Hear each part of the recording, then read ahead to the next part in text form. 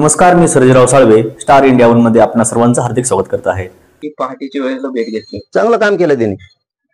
Best मंत्रिपदाचा फायदा घेतो, गैरवापर करतो. बेस्ट चांगलं केलं. एक आरोपीला आणि आंदोलनकर्त्या लोकांना जाऊन भेटतो. तुला टाइम नाही मिळाला का? संतोष भैयाचं एवढं कुटुंब उद्ध्वस्त केलं तुझ्या लोकांनी. तुला टाइम नाही मिळाला संतोष भैयाच्या तिकडे जाऊन त्यांच्या पाठीवरून हात फिरायला? तिकडे नाही जाता आलं.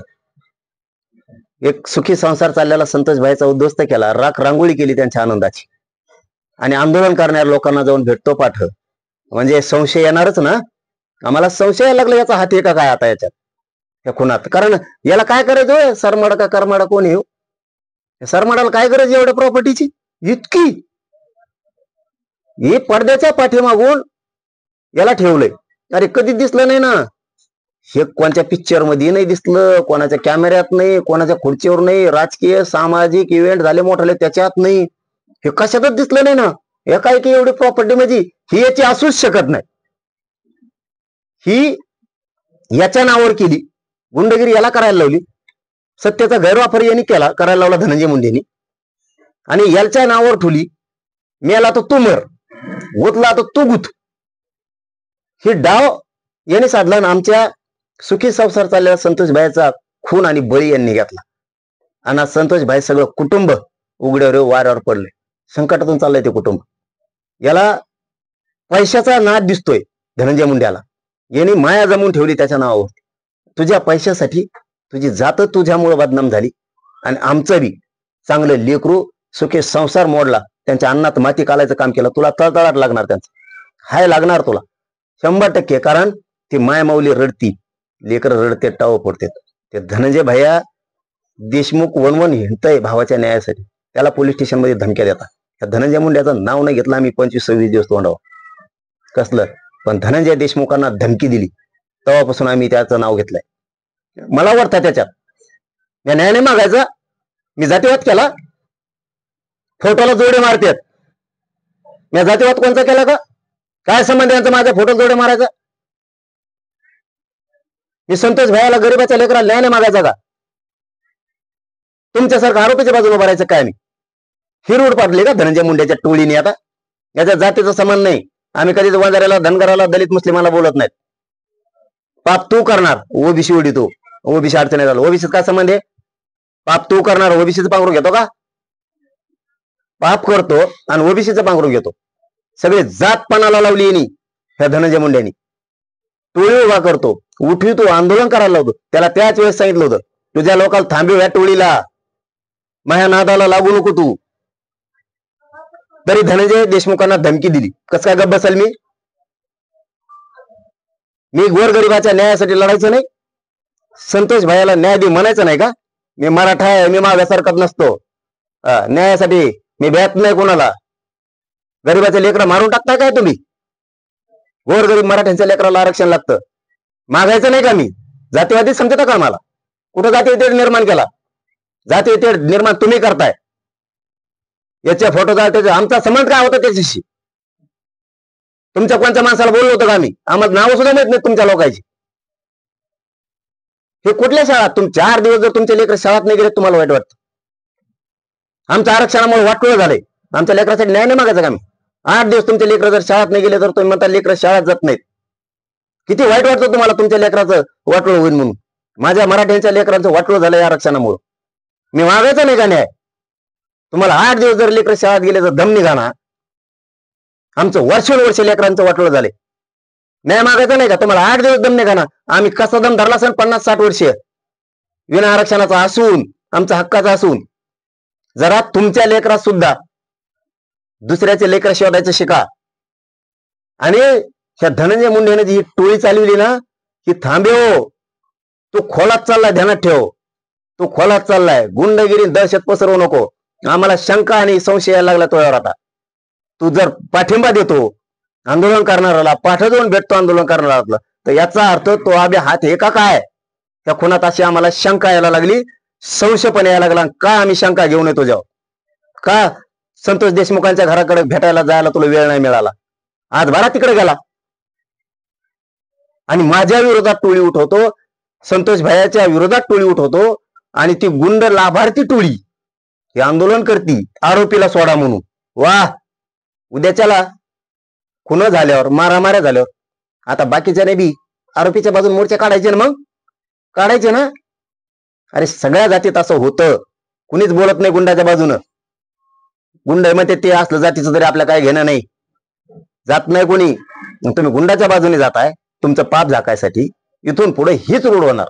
भांडणं झाले, काही खून फिन झाला, आपण आपल्या जातीचे लोक मोर्चा काढणार, द्या आमचा माणूस सोडून, गुंड असला तरी पण. कारण तुम्हीच रूढ पाडली ना आता. तुमचा ते वाद आहे आणि दुसऱ्याचं ते कार्ट, ही पद्धत तुमची. तुमचं तेवढंच आयुष्य चाललंय. महे लोक तो या लोकांचा काय समज. हे राज्य तो असलं पाहिजे, असली नियत आणि असले विचार तो हे पाहिजे. गुंडाच्या टोळ्या सांभाळतो, छेडछाडी करतेत, मारामाऱ्या करतेत, खुन करतेत, जागा बळकीत येत, जमिनी बळकीत येत, खंडणी मागतेत. आणि इतक्या दिवशी माया जमून ठेवली ना, ही तोयासाठीची, ही त्याच्यासाठी नाहीची, ही तोयासाठीची आणि तोच असायला पाहिजे. म्हणून मुख्यमंत्र्यांना आमचं सांगणं आहे की खुनातले आणि खंडणीतले आरोपी एकच आहेत. 302 मध्ये हे सगळे आले पाहिजेत, मोक्या खाली आले पाहिजेत, मोक्या खाली पण आले पाहिजेत, अंडर ट्रायल पण चालली पाहिजे. आणि यांना मदत करणारे बाकीचे सगळे आरोपी झालेच पाहिजेत, एकही सुटता कामा नाही. खंडणीच्या अगोदर 5-7 दिवस कॉल तपासा, कुणी कुणाला खंडणीला पाठवलंय, खून करायला लावलाय. आणि खून झाल्यावर, फरार झाल्याच्या नंतर यांनी कोणाकोणाला फोन लावले हे चार्जशीट मध्ये आलंच पाहिजे. तुम्ही म्हणू शकत नाहीत की हे सापडत नाही तर आम्ही शोध घेतला, तर याचा अर्थ असा होतोय की तुम्ही त्याला सोडायला लागलात. यांच्यापेक्षा 10 पट आंदोलन आम्ही उभा करणार. मग वाल्मिक कराड जे आहे ते यांना आता केजवरून बीड कोर्टामध्ये त्यांची सुनावणी जी आहे ती होणार आहे. सुरक्षेच्या कारणास्तव हा निर्णय जे आहे ते कोर्टाने घेतला. लोकांचे घर उद्ध्वस्त करायचे, संतोष बायाचा क्रूर हत्या करायची आणि तो व्हिडिओ कॉल बघून आनंद व्यक्त करायचा. इकडं लोकांचे, लेकरांची किती दशा झाली असेल, किती वेदना होत असत्या, हे बघायचं नाही.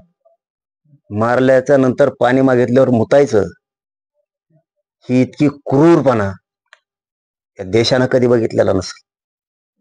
आणि त्या आरोपीसाठी तुम्ही आंदोलन करताय, त्याला वाचवण्यासाठी पाठिंबा देताय, सोडून द्या म्हणताय. एवढी माया यांनी कोणासाठी जमवली? ह्या सरमाडानी का करमाडानी कोणी येऊ, हे कशासाठी एवढं? आता मुख्यमंत्र्यांकडे आमची जाहीरपणानं मागणी, खंडणीतले आणि खुनातले आरोपी ही एकच आहेत, यांच्यावरती मोका आणि 302 लावलाय, त्याबद्दल मुख्यमंत्र्यांचं कौतुक आहे. पण ही केस आता अंडर ट्रायल चालली पाहिजे, याच्यात कोणी सुटता कामा नाही. आणि खुनातले आणि खंडणीतले जे आरोपी आहेत यांना घेऊन नेमकं कोण पळालं, यांना सुद्धा सहआरोपी केला पाहिजे. हे कोणाच्या घरी राहिले, यांना डिझेल कोणी दिले, यांना पैसे कोणी दिले, यांना घर कोणी दिले, हे राहायची व्यवस्था कोणी केली, खंडणी मागायला कोणी पाठवलं, खून झाल्याच्या नंतर यांच्यापैकी 100-150 जण, टोळी लई मोठी नाही, कोपऱ्याला एका परळीच्या, हे सगळे सहआरोपी करणं गरजेचं आहे. यांची सगळ्यांची नार्को टेस्ट होणं सुद्धा गरजेचं. कारण हे जर आता मोबाईल फेकून देणार असले, पुरावे नष्ट करणार असले, तर यांचे नार्को टेस्ट होणं गरजेचं आहे. म्हणजे पुरावे नष्ट झालेत, केलेत यांनी, त्याच्यात सिद्ध होईल नार्को टेस्ट मध्ये. फडणवीस साहेबांनी ही जी टोळी आहे ना, दहशत आणि जातीवाद पसरवणारी, जाती तेढ निर्माण करणारी, हिचा समूळ नायनाट आता करायला पाहिजे. यांना आता सुट्टी देता कामा नये. नसता तुम्ही असं करायचा, मोका लावला, 302 लावली आणि तपास केला, चार्जशीट मध्ये म्हणायचं सापडच नाही, नामकं झालं. ते नाटकं नाही शिकवायचे बरं. परळीतल्या एका कोपऱ्यातल्या आंदोलनामुळे ते जर नाटकं शिकवतात, तर त्यांच्यापेक्षा 10 पट आंदोलन बीडमध्ये उभा करू आम्ही. हो, आम्ही सुद्धा सळो की पळो करू शकतो.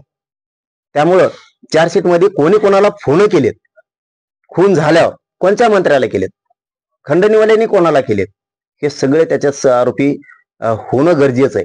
यांचे शिड्या काढणं सगळ्यांचे गरजेचं आहे. यांच्या नार्को टेस्ट करणं गरजेचं आहे. आणि अंडर ट्रायल चाललीच पाहिजे. यांची मुलाहिजा कसल्याच पद्धतीची मुख्यमंत्र्यांनी करायला नाही पाहिजे आणि करणार नाहीत, ही पण एक आशा आहे. कारण त्या योगी आदित्यनाथ साहेबासारखं व्हायला पाहिजे. बुलडोजर यांचा कार्यक्रम फडणवीस साहेबांनी असा लावला पाहिजे. इले थोडी टोळी पण राज्याला डाग लावायला लागली, सरकारला डाग लावायला लागली. त्यांचा समाज आणि त्या समाजात काही लोक खूप चांगले, यांची एवढी जिल्ह्यात पत होती समाजाची, त्या धनंजय मुंड्याच्या टोळीनं या जातीची सगळी पत घातली. खाली मान घालून चालायची वेळ आज ह्या धनंजय मुंडेच्या गुंडगिरीच्या टोळीनं, दहशत माजवणाऱ्या टोळी केली. फक्त दहशत पसरवते, जातीवाद, लोकांचा अपमान करणं, घरं बळकीनं, प्लॉट बळकीनं, सरकारी योजना खाणं, चोऱ्या करणं, दरोडे टाकणं, छेडछाडी करणं, म्हणजे मानसिक टेन्शन द्यायचं. छेडछाड केलं माणूस गप बसतो, यांना पाहिजे ते देतो. हे सिस्टम आहे त्यांच्या. ह्या सगळ्या थांबल्या पाहिजेत. म्हणून यांना सगळ्यांना आता फासावर जाऊ द्या. एक सुटता कामा नाही. एक सुटला मुख्यमंत्री साहेब तुमच्या नावाला डाग लागला म्हणून समजायचं, राज्यात बंद पाडणार. आणि